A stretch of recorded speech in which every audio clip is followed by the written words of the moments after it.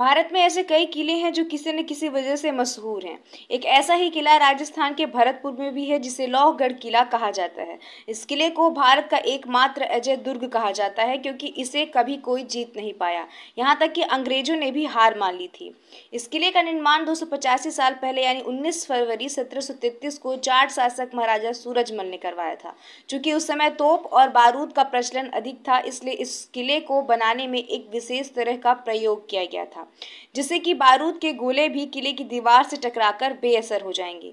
इस किले के निर्माण के समय पहले एक चौड़ी और मजबूत पत्थर की ऊंची दीवार बनाई गई। इन पर तोपों के गोलों का असर नहीं हो, इसके लिए इन दीवारों के चारों ओर सैकड़ों फुट चौड़ी कच्ची मिट्टी की दीवार बनाई गई और नीचे गहरी और चौड़ी खाई बनाकर उसमें पानी भरा गया। ऐसे में अगर दुश्मन पानी को पार कर भी गया तो सपाट दीवार पर चढ़ना मुश्किल ही नहीं, नामुमकिन था। इस किले पर आक्रमण करना किसी के लिए भी आसान नहीं था, क्योंकि तोप से निकले हुए गोले गारे की दीवार में धंस जाते थे और उनकी आग शांत हो जाती थी। इससे किले को कोई नुकसान पहुंचता ही नहीं था। यही वजह है कि दुश्मन इस किले के अंदर कभी प्रवेश नहीं कर पाए। कहते हैं कि इस किले पर कब्जा जमाने के लिए अंग्रेजों ने 13 बार आक्रमण किया था। अंग्रेजी सेना ने यहाँ सैकड़ों तोपों के गोले बरसाए थे, लेकिन इन गोलों का किलों पर कोई असर नहीं हुआ। वह 13 बार में एक भी बार किले को भेद नहीं सके।